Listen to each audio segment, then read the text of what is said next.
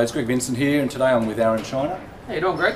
Yeah, really good, thanks. It's great to have you on the show. Thank you.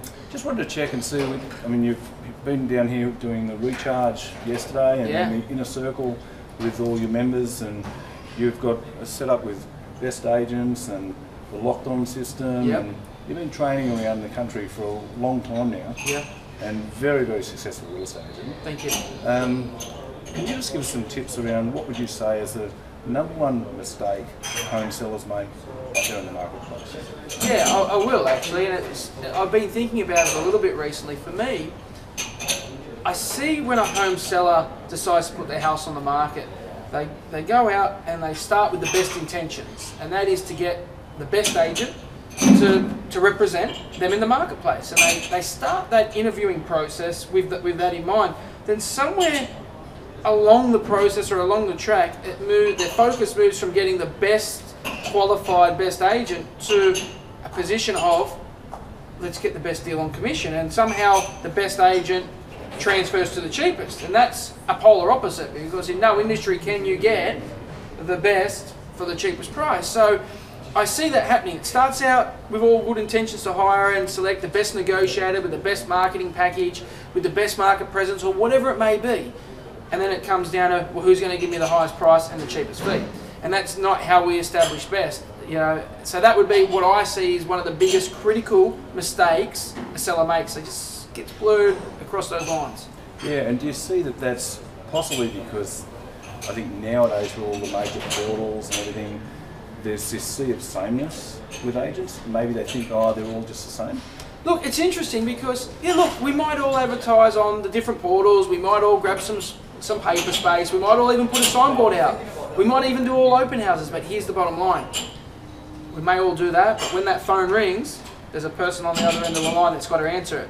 Now, that's where we're not all the same, because a skilled agent, an agent that can qualify a buyer, can negotiate, and is a professional real estate agent, not somebody just having a go, is going to make the difference between getting $5, $10, $15, $20, $50, $100,000 more. So yes, we might all advertise in the same space, but when that phone rings, that's when it becomes a point of difference big time. So 100%. And it's funny, because I always talk about that there's three presentations to a home. Yep. The first one's the presentation of the home, the way that the home seller presents it. Yes. The second one's how the agent presents it. Yes. And then the third one is how the agent represents it. 100%. So yeah, you're spot on with how they deal with it, you know, when the contact comes through, and you know, the whole transaction. And I can see that with what you've developed with Locked On, because I know that's been in the making for quite some time. Yes. Because it was years ago that we met at an event, and I know that you were looking at databases back then. Yes. And can you just give us a little bit of an insight into what you see as a good use or an effective agent out there in the marketplace now adopting this whole online new world? Well, look, the industry has changed so much. I've been in the industry for 14 years now. I'm 32. I got straight out of high school, straight into the industry. 14 years ago, the big portals, they weren't big portals. They were barely even portals. They didn't exist.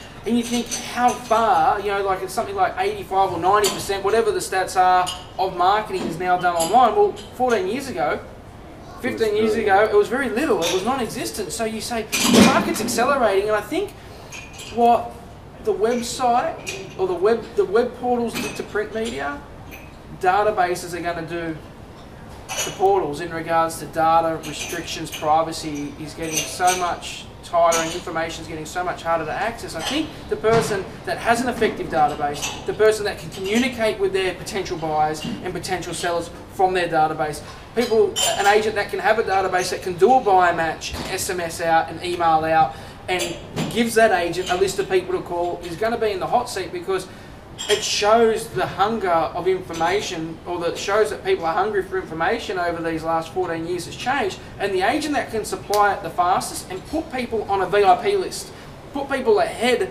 of the rest of the portals and makes people feel special, well, at the end of the day, people are going to want to do business with that person, because they're like, well, I'm getting first crack, or I'm first to see what's to market. Well, who doesn't want to jump the queue? Who wants to see something first and at least have first right of refusal, or whatever it may be? So I think moving forwards, and maybe I haven't answered the question right, but moving forwards, database for me is the future. See, not only because I've got an interest in one, I wouldn't have an interest in one if I didn't believe that.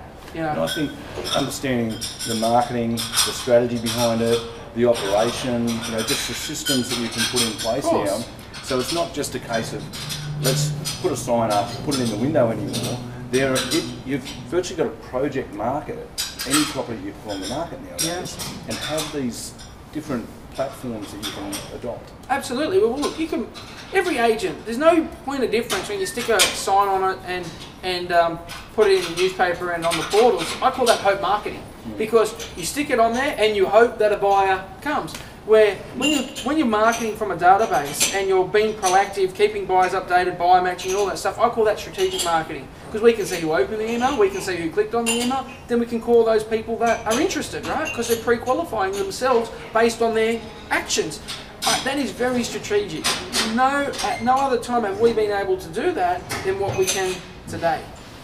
And that's where and I see it's just rapidly increasing. You guys are right at the forefront of the industry. You're just what you're putting together with your platform. I love using your system. Great, thank you. And it's been terrific. Even just the feedback we've had from people that we're doing things over and above what the other agents are operating with, or what they're providing. And it's amazing how simple it is to be able to do that with the platform you set up. Well, look, you've got to look at, sometimes I see agents resist change. They don't want to use a database, they don't want to learn a new system. At the end of the day, what's good for the client is good for the agent, because you can help a client achieve a result. Well, A, you're doing what you promised you said you were going to do at the beginning. And more importantly, hopefully you've earned that right to get a referral from that client if you've over-delivered and you've done everything you said you would. And more importantly, when you get a result, it's fantastic, but also if the agent doesn't have to use as much exertion in hard work and grunt, but can use a little bit more efficiencies and technology and leverage their time, well, that's a win too. Yeah, absolutely. And at the end of the day, it delivers a much greater service to the consumer. 100%. And that's, if you're doing that, well, then you're in a position where you're relevant, you're moving forward with the times.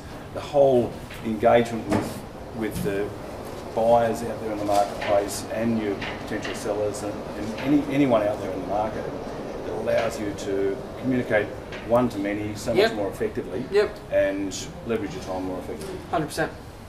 Look, thanks for joining me today, Aaron. Thank you, Greg. I suppose if there's one tip that you'd recommend to a home seller for them to do in relation to who they should be appointing? Great question. Here's what I would say to any home seller, simply this. Don't go with the agent that tells you that they're the best. Go with the agent that shows you that they're the best. Go with the person that will supply case study, supply examples, supply a formula, a game plan, a strategy moving forwards. That old saying, don't tell me, show me. That's what I would say, because lip service is cheap and actions speak louder than words. That's what I would say. Terrific. Thanks for joining us on the show. Much appreciated. Take care.